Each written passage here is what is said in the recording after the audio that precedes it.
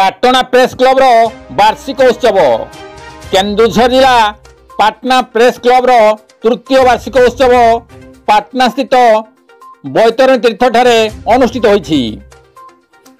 Club सभापति किशोर चंद्र महांत अध्यक्षतार अनुष्ठित कार्यक्रम में संपादक विजय रत्नपति वार्षिक विवरणी पाठ करथिले। क्लब विभिन्न समस्या सहित आय व्ययर विवरणी उपस्थापित कराइथिला। संघर उपदेष्टा सांबादिक नृसिंहनाथ सिंह,